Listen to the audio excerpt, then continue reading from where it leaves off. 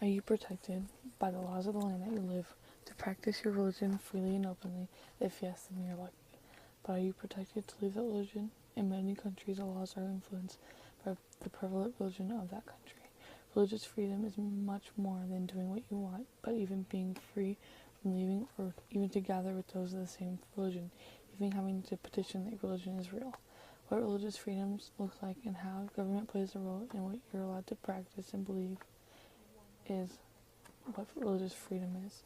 Some religions are so influential on the government that it takes away the rights of other religions and individual choice. In some countries, the religion is so heavily prominent in the government that one accusation can even lead to death in there. And their freedom religion is so disrupted, and like the belief system is so unique that the religion the religion is the government. So in one case, a woman was killed and murdered brutally because of an accusation that she burned the Quran. So it says on the website noted as a freedom report by the U.S. Department of State, and it says the police before long, a member of the crowd urged the mob to take justice into its own hands and kill her. The police officers gave up, however, and watched as the crowd tormented and killed its victim. She was beaten with sticks and boards, kicked over, run over by a car, and dragged, thrown into a dry riverbed, stoned, and finally set on fire as bystanders recorded the crime, and police watched every act of barbarity. The police watched. They tried to stop it for a good second, but they're even involved into the religion that their religion has taken over their freedom and their human rights too. Another practice of freedom religion is the recognition of a religion. Around the world, the governments continue to tighten their grip on religious groups, and particularly on minority religious groups, according to the same source, U.S. Department of State. Researchers from Penn State University found that the number of countries that require some sort of registration has increased significantly over the last 2 decades to nearly 90% of all countries. They found that the percentage of countries that required submission of religious doctrine for approval to registration increased from 13 to 18% during their period of research, that the percentage of countries that required a minimum number of religious community members increased from 17 to 30%, and the percentage of countries that sometimes denied registration increased from 22 to 7%.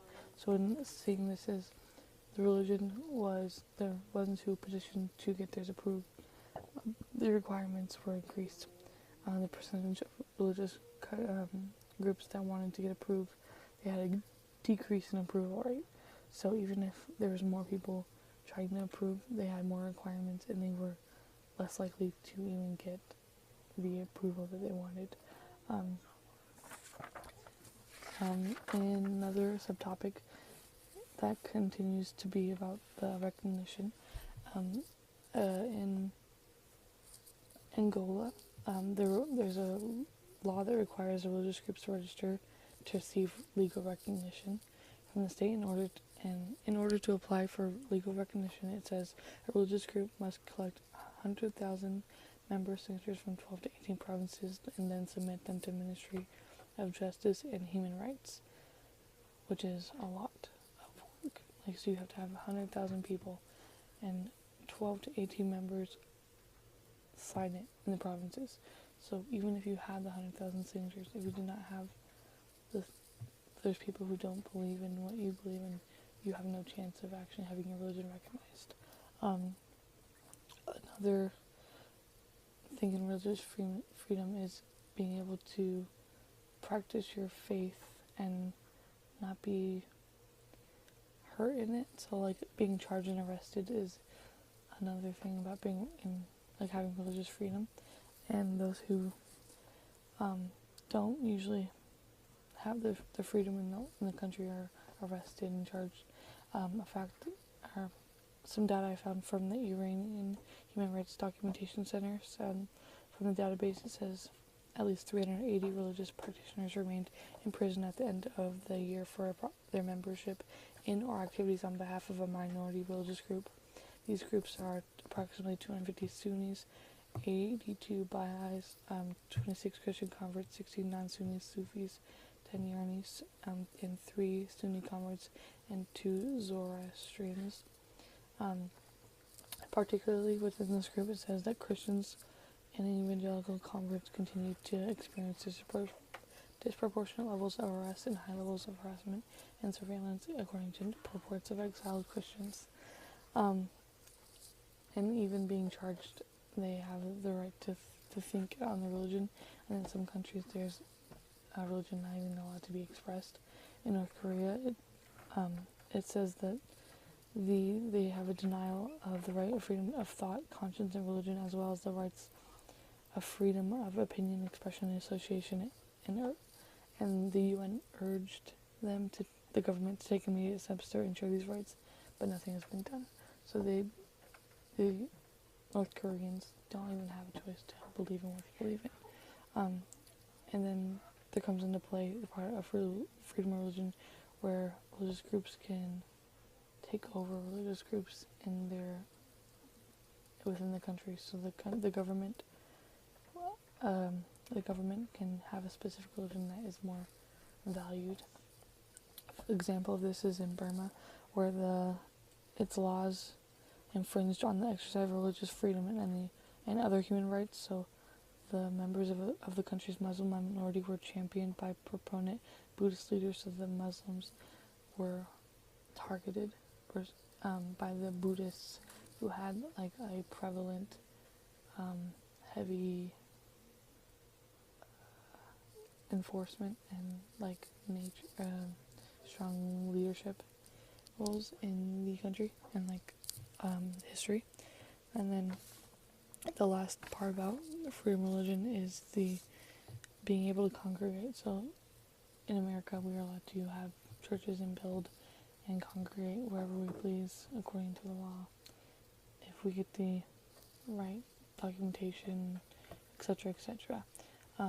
But in Russia right now, it says that they have continued to grant privileges to their Russian Orthodox Church, but not to others, and they limit the activities of Muslims and other minority religious groups such as Jehovah's Witnesses, Pentecostals, Scientologists. Additionally, Russian authorities used anti-extremist laws through Russia to revoke the registrations of minority religious groups and impose restrictions on other religious practices and their ability to purchase land and build places of worship. So we're limited on they're restricted. They're restricted to where they can actually worship. In China, the same thing happened, but they had demolition of several state-sanctioned Protestant and Catholic churches and the removal of 1,500 crosses as part of a government campaign targeting so-called illegal structures. Another part where the government has come in is in Korea. It found that authorities prohibited religious gatherings, confiscated religious materials, arrested, ill-treated, tortured, and coerced religious adherents to recant their faith, and appeared or killed many religious followers over the course of its reporting period between 1991 and 2015. And I come to say to you, like, in all of this, it comes down to the government having such a heavy